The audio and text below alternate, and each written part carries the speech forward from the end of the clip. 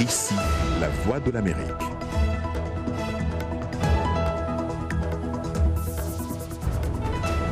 Madame, mademoiselle, monsieur, bonsoir et bienvenue. Jacques Aristide avec vous, ravi de vous retrouver dans Le Monde aujourd'hui. Nous sommes le mercredi 8 juillet 2020.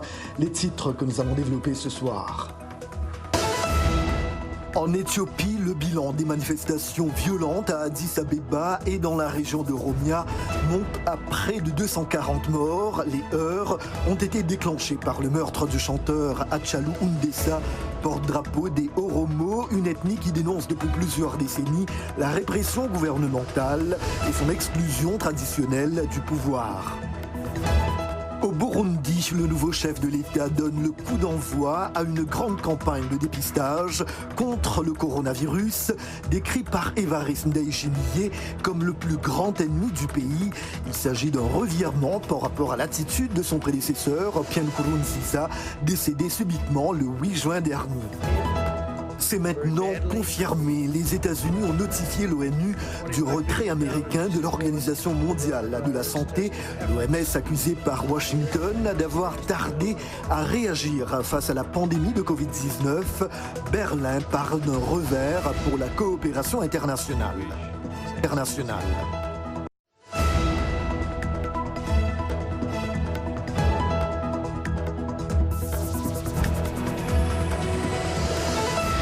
Mais d'abord, cette nouvelle qui nous parvient ce soir, le Premier ministre ivoirien Amadou Gon Coulibaly est décédé. L'annonce a été faite ce mercredi par le secrétaire général de la présidence de Côte d'Ivoire, Patrick Hachi, sur la RTI de la télévision nationale.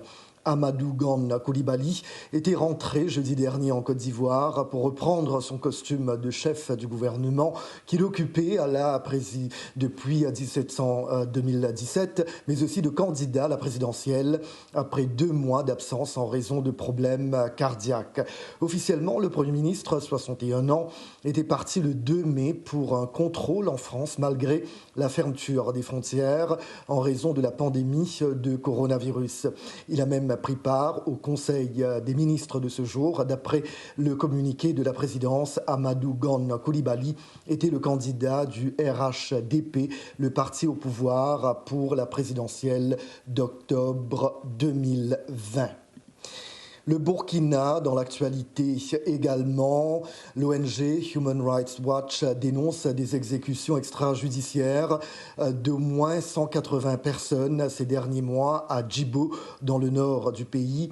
Dans un rapport établi sur la base de témoignages d'habitants, l'Organisation de défense des droits humains indique ce mercredi que les preuves disponibles suggèrent l'implication des forces armées burkinabées. Elle ajoute que ce sont des habitants qui ont enterré les corps dans ces fosses communes en mars et avril dernier, avec l'approbation des autorités militaires et locales. D'après les témoignages, la majorité des victimes étaient des hommes appartenant à l'ethnie Peul, parmi lesquels les groupes djihadistes qui ensanglantent le Burkina depuis 5 ans recrutent largement. En réaction à ces allégations, le gouvernement s'est engagé à ouvrir une enquête, expliquant que ces exécutions ont pu être commises par les groupes djihadistes en utilisant des uniformes et moyens logistiques de l'armée volés lors d'attaques. À Washington, le sous-secrétaire d'État aux Affaires africaines, Tibor Nagy, a déclaré dans un tweet que le Burkina devrait mener une enquête sérieuse, ajoutant que cela pourrait affecter l'assistance américaine en matière de sécurité. En République démocratique du Congo, les forces de l'ordre ont arrêté plusieurs dizaines de personnes ce mercredi dans les villes de Goma et Kisangani lors de différentes manifestations tenues contre le choix du nouveau président de la commission électorale du pays. Nombre de protestataires ont ensuite été relâchés. Les manifestations ont été dispersées. Des partis politiques, de même que des mouvements citoyens, accusent Ronsard Malonda d'avoir contribué à tous les hold-up électoraux depuis 2006. Ce sont leurs mots. Ronsard Malonda est l'actuel secrétaire exécutif de la commission électorale. Le Parlement a entériné son choix comme le futur patron de cette instance. Sa nomination doit tout de même être validée par le chef de l'État, Félix Tshisekedi, dont le propre parti rejette également ce choix. Ailleurs dans l'actualité, en Éthiopie, au moins 239 personnes ont été tuées dans les manifestations et heurts communautaires qui ont secoué le pays la semaine dernière après le meurtre d'un populaire chanteur appartenant à l'ethnie majoritaire Oromo. Il s'agit d'un nouveau bilan basé sur des chiffres fournis par les forces de l'ordre. John Linden pour les détails. Sur la télévision nationale ce mercredi, le chef adjoint de la police de la région Oromia, Mustafa Kedir, a précisé que 9 policiers, 5 miliciens et 215 civils ont perdu la vie. Certains ont été tués dans la répression des manifestations par les forces de sécurité et d'autres dans des affrontements entre membres des diverses communautés. M. Kedir a ajouté que pour contrôler cette agitation, plus de 3500 suspects ont été arrêtés. Auparavant, la police d'Addis Abeba avait indiqué que 10 personnes, dont 2 policiers, avaient trouvé la mort dans la capitale. Addis Abeba et la région Oromia qui l'entoure ont été la semaine dernière le théâtre d'une flambée de violence provoquée par le meurtre du chanteur populaire Achalou Oudinsa. Cette crise intervient au moment où l'Éthiopie fait face à un défi majeur, celui de l'épineuse question de son barrage sur le Nil. Après la mort de Achalou, l'actualité a été déviée dans le but de détourner le gouvernement éthiopien du grand barrage de la Renaissance éthiopienne. Mais le Premier ministre dit que le projet reste sur les rails malgré la crise. Achalou Oudessa a été abattu par des inconnus dans la soirée du 29 juin à Addis Abeba. Il était le porte-parole des Oromo qui avaient dénoncé leur marginalisation dans des manifestations qui ont débouché sur l'arrivée au pouvoir de M. Abiy Ahmed, lui-même membre de l'ethnie Oromo. Même lorsque de nombreuses personnes sortent pour pleurer sa mort, nous perdons beaucoup de vies. Le gouvernement n'a pas pu protéger les personnes qui se sont rendues à ces funérailles. Au lieu de protéger, ils prennent des mesures contre leur peuple. Les récentes violences mettent en lumière les tensions ethniques grandissantes en Éthiopie et soulignent la fragilité de la transition démocratique mise en œuvre par Abiy Ahmed, prix Nobel de la paix 2019, qui s'efforce depuis 2018 de renforcer un système jusque-là très autoritaire. Et maintenant, le point sur la maladie Covid-19. En Afrique, près de 50 millions d'Africains pourraient basculer dans l'extrême pauvreté en raison des conséquences économiques de la pandémie. C'est la BAD, la Banque africaine de développement, qui le dit dans un rapport publié hier. Jusqu'à 30 millions d'emplois seront perdus cette année, dit-elle. C'est le Nigeria, pays le plus peuplé d'Afrique avec 200 millions d'habitants, qui devrait voir s'accroître le plus la pauvreté. Quant à la République démocratique du Congo, avec ses 90 millions d'habitants, elle pourrait voir tomber dans l'extrême pauvreté jusqu'à 3,4 millions de personnes, alors que le pays compte déjà 72% d'habitants vivant sous le seuil d'1,90$ par jour. Ailleurs, sur le continent, le Soudan a décidé d'alléger à partir de ce mercredi le couvre-feu décrété en avril dernier, ainsi que d'autres mesures prises pour endiguer la pandémie de nouveau coronavirus. Après avoir qualifié le nouveau coronavirus de plus grand ennemi du pays au lendemain de son investiture, le nouveau président du Burundi passe à l'acte. Évariste Ndayishimiye a lancé une campagne de dépistage en masse contre la maladie, un appel suivi au vu de l'engouement des populations autour des centres de dépistage. Yacouba Ouedraogo. C'est un revirement majeur pour une nation dont l'ancien président Pierre Nkurunziza, subitement décédé le mois dernier, affirmait que Dieu a épargné son pays de la pandémie. Après avoir qualifié le coronavirus de plus grand ennemi du pays, le nouveau président Évariste Ndayishimiye a invité les Burundais à se faire dépister.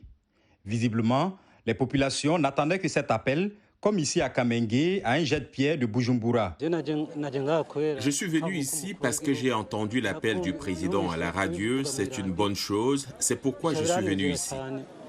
Je suis venu parce que je voulais connaître l'état de ma santé pour voir si j'ai ce virus, car on en parle trop ici au Burundi.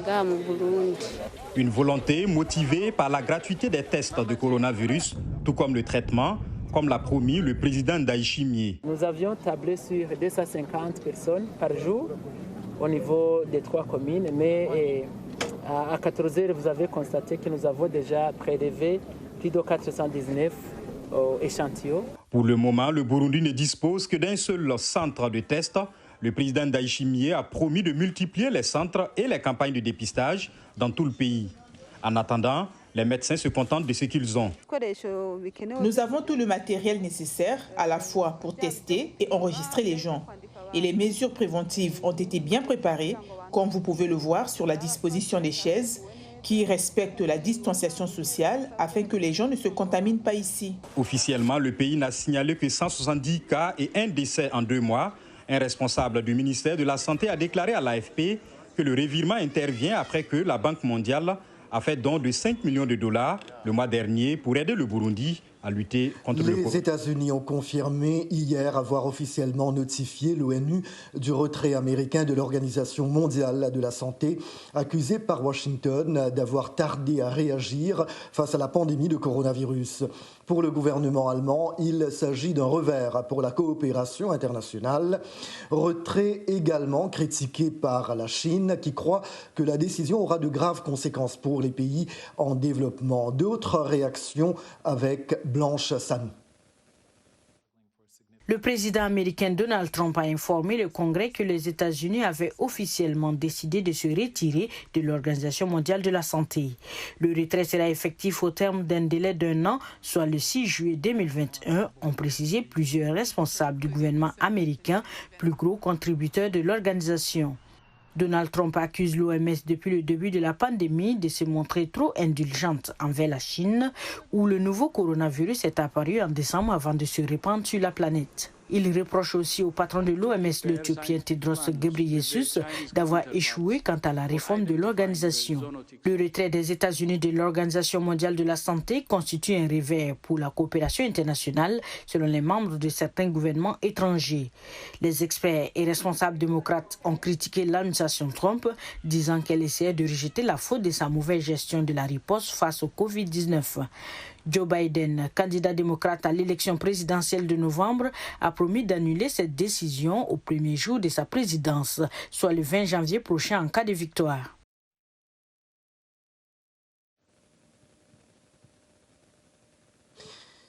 L'Amérique a créé 4,8 millions d'emplois en juin dernier et le taux de chômage a chuté à 11,1%. Sur le marché du travail s'est donc amélioré pour le 2e mois consécutif. Cette bonne nouvelle intervient dans un contexte difficile, marqué d'une part par l'expiration de certaines parties de la loi CARES, un programme d'aide adopté par le Congrès face à la pandémie de Covid-19, et d'autre part par l'augmentation des cas de la maladie dans plusieurs États américains. Mariama Diallo s'est penchée sur la question. Dilidico raconte.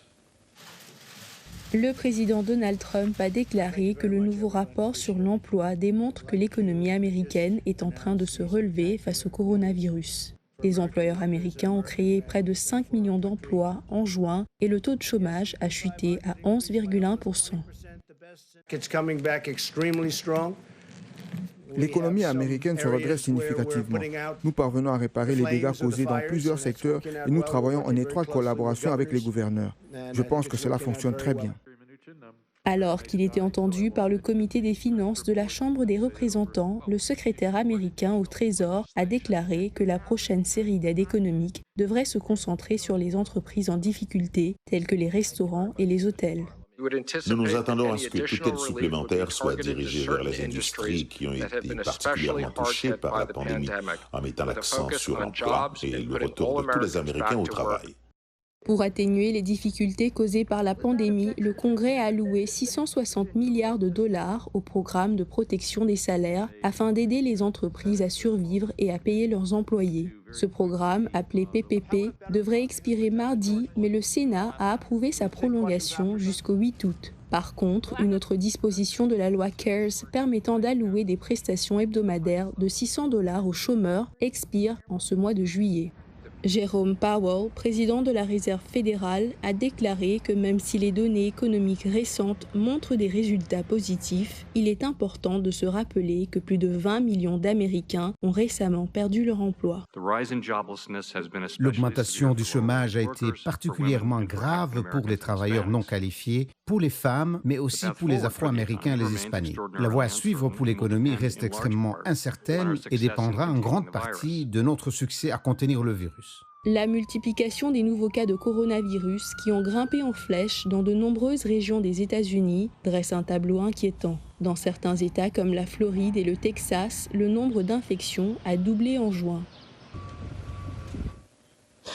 Aux États-Unis encore, le président Donald Trump reçoit ce mercredi son homologue mexicain Andrés Manuel López Obrador, la première visite à l'étranger du dirigeant mexicain depuis son arrivée au pouvoir il y a 18 mois. Au programme, une rencontre dans le bureau ovale, une déclaration commune et un dîner de travail dans la prestigieuse East Room de la Maison-Blanche. Officiellement, le premier tête-à-tête entre les deux hommes vise à célébrer l'entrée en vigueur du nouveau traité de libre-échange nord-américain. Le Premier ministre canadien, Justin Trudeau, également signataire, manque à l'appel. Avant de se rendre à la Maison-Blanche, le président Obrador a d'abord effectué une visite au Lincoln Memorial. La rencontre dans le bureau ovale ne fait pas l'unanimité, en particulier aux États-Unis, où une flambée des cas positifs de Covid-19 alarme les autorités. Le pays a franchi ce mercredi la barre fatidique des 3 millions de cas détectés de la maladie, avec plus de 130 000 morts. Vous regardez Le Monde aujourd'hui, en programme de VOA Afrique. N'allez nulle part ailleurs. Le Monde aujourd'hui revient dans quelques petits instants.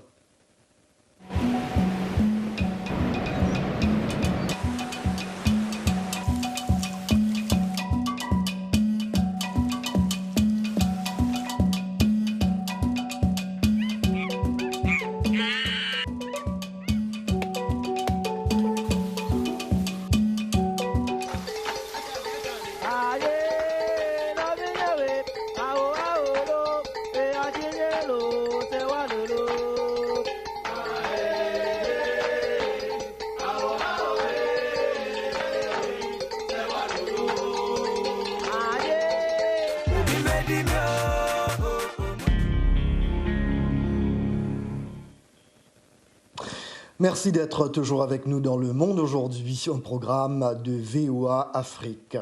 Le confinement est l'une des stratégies sur lesquelles les autorités américaines se sont appuyées pour réduire la propagation de la maladie Covid-19. Mais comment cela fonctionne-t-il pour les 600 000 sans-abri du pays? Véronica Balderas Iglesias s'est rendue dans les rues et les refuges de Washington, D.C. pour découvrir le quotidien de ces sans-abri. Le récit est signé Thierry Kaoré. Adexon ne ressemble pas à un sans-abri typique. Autrefois conseiller pour les adolescents en difficulté, il vit désormais dans la rue après avoir connu lui aussi des moments difficiles. Les conséquences sont à tous les niveaux, physiquement, psychologiquement et émotionnellement. Vous savez, avoir à faire des allers-retours juste pour prendre le petit déjeuner, le dîner, le refuge, des vêtements. Et maintenant, il y a le Covid-19. Le fait de ne pas avoir d'agents nettoyants ou d'espaces désinfectés, peu importe où ils se trouvent, je pense que c'est un risque potentiel de contracter la maladie. Adexon est l'un des 600 000 sans-abri aux États-Unis, selon les dernières statistiques officielles. Il constitue un risque particulier durant cette pandémie. Sur les 527 personnes emportées par la pandémie à Washington, 20 étaient des sans-abri. En tant que personnes vulnérables, leur risque de décès est environ le double de celui de la population globale. Quand les gens viennent et que nous vérifions tout au long de la journée, ils disent qu'ils se sentent symptomatiques. Nous les gardons et les amenons à l'un de nos sites d'isolement et nous faisons les tests là-bas. S'il y a des cas positifs, alors nous reviendrons et nous trouverons ceux qui ont été en contact avec eux et nous leur demanderons également de se mettre en quarantaine. Dans tout le pays, les autorités ont dû empêcher que les refuges ne deviennent des lieux de contamination. Environ 2 semaines après le début de la pandémie, les gens se sont vite rendus compte qu'elle se propageait à l'intérieur des refuges très rapidement. Et l'accent était mis en grande partie sur ce que nous appelions les refuges déconcentrés. Donc, déplacer les gens des abris vers de plus grands espaces. Certaines juridictions ont loué des espaces et d'autres des chambres d'hôtel. Marie Montalvo, 61 ans, vit dans un parc voisin. Elle obtient de la nourriture et des produits d'hygiène auprès d'organisations à but non lucratif et d'églises locales. Mais obtenir un nouveau masque est beaucoup plus compliqué. Ce n'est pas souvent qu'ils essaient d'en donner un, je dirais tous les 2 ou 3 jours, mais beaucoup de gens vont les perdre. Le taux de chômage aux États-Unis a atteint 14% dû au coronavirus. Une étude de l'Université Columbia prévoit que la population des sans-abri pourrait augmenter de 40 à 45% cette année. En ce moment, on le retrouve chaque mercredi, c'est Yacouba Ouedraogo pour les sports. Bonsoir Yacouba. Bonsoir Jacques, bonsoir à tous. MLS is back. La Ligue nord-américaine de football fait son retour ce soir avec un tournoi en mode Coupe du Monde disputé à huis clos à Disney World en Floride où le coronavirus a déjà bouleversé le programme. Suivez. Cela fait du bien. Enfin, nous pouvons à nouveau jouer au football. Cela fait longtemps qu'on s'entraîne seul, mais finalement, nous sommes de retour. Cette déclaration, le latéral gauche de New England Revolution l'a faite début juin à l'annonce de la reprise de la MLS en Floride. Mais vite, l'enthousiasme a pris un coup car la Floride est devenue l'épicentre du coronavirus. On s'interroge désormais sur l'efficacité du protocole sanitaire annoncé pour protéger les joueurs et les staffs. Selon un communiqué de la MLS, 10 joueurs et un membre de l'encadrement technique ont été déclarés positifs au coronavirus depuis leur arrivée à Orlando, en Floride. Conséquence, le FC Dallas a déclaré forfait. Le Nashville SC, également présent à Orlando, a lui aussi été touché par une série de cas, 5 selon la publication des Athletic, mais il n'a pas déclaré forfait. De son côté, Carlos Vela, la star mexicaine du Los Angeles FC, a personnellement renoncé à participer au tournoi de reprise pour rester auprès de son épouse enceinte, dit-il. Au total, 14 membres de délégation, dont 12 joueurs, ont contracté le Covid-19 à leur arrivée à leur hôtel, selon plus de 2700 dépistages effectués entre le 28 juin et le 4 juillet. MLS is back sera aussi certainement pour joueurs et entraîneurs une opportunité d'afficher leur soutien au mouvement Black Lives Matter dans la lutte contre l'injustice raciale après la mort de George Floyd. Je ne sais pas ce qu'il nous sera permis de faire ou pas pour soutenir la cause. Il y a quelque chose que je voudrais faire, mais je le garde pour moi, a prévenu l'entraîneur de l'Impact Montréal, Thierry Henry. La reprise de la NBA est aussi annoncée pour le 30 juillet dans ce même État de Floride.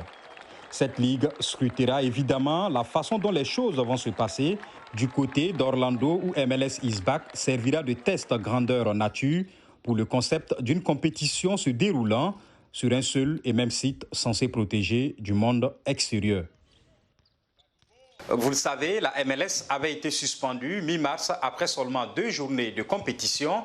La question qui se posait, c'est dans quel format reprendre le championnat. La Ligue a opté pour une formule en mode Coupe du Monde. Les 26 clubs ont été répartis en 6 groupes. Dans chaque groupe, chaque équipe jouera 3 matchs. Seront qualifiés pour les 8e de finale les 3 premiers du groupe A, les 2 premiers des 5 autres groupes, ainsi que les 3 meilleures équipes parmi les 3e des groupes B à F et le 4e du groupe A. À compter des 8e de finale, si un match à élimination directe se termine par un résultat nul, les équipes se départageront avec une séance de tir au but sans prolongation jouée au préalable.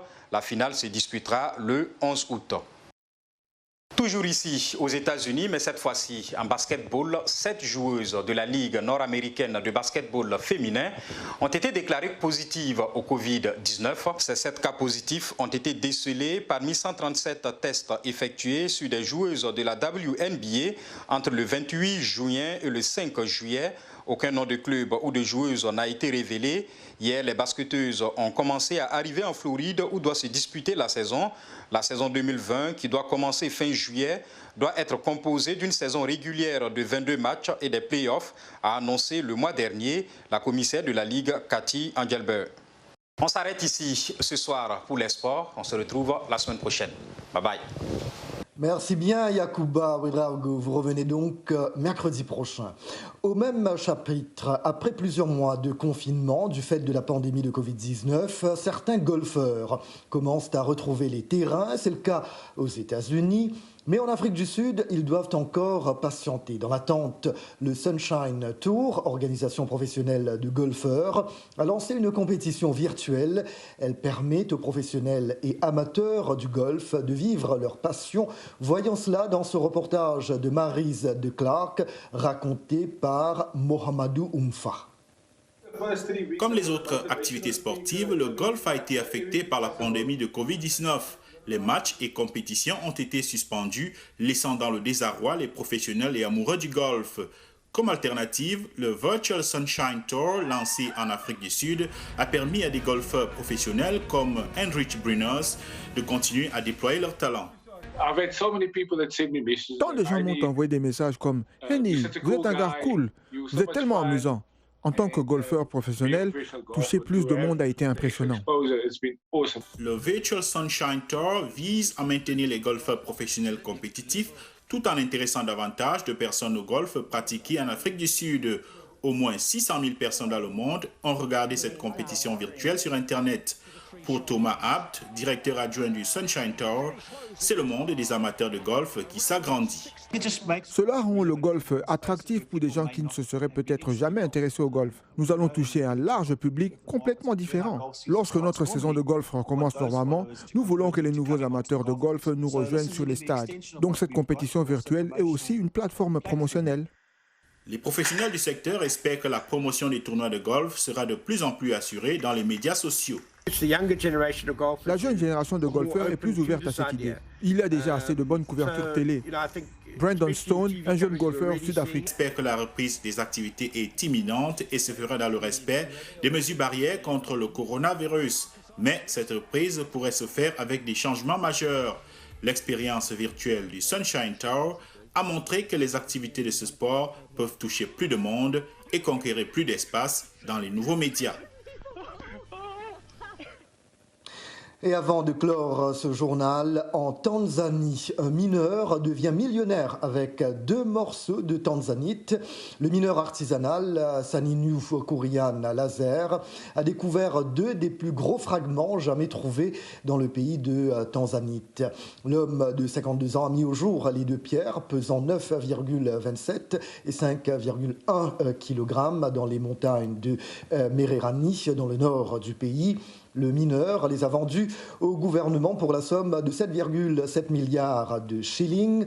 La tanzanite, pierre précieuse de couleur bleue à violette, surtout exportée vers l'Inde, n'est exploitée que dans les montagnes de Mererani, près du mont Kilimandjaro.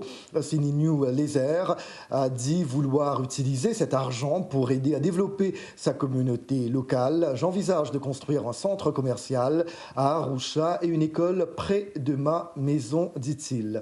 Le gouvernement a fait savoir que les pierres seraient conservées au musée national. Et voilà, point final à ce journal. Merci de l'avoir suivi. Rendez-vous demain, même heure, même endroit. C'était Jacques Aristide avec vous. Toute l'équipe de VOA Afrique se joint à moi pour vous souhaiter une très belle soirée. À demain, merci. Au revoir.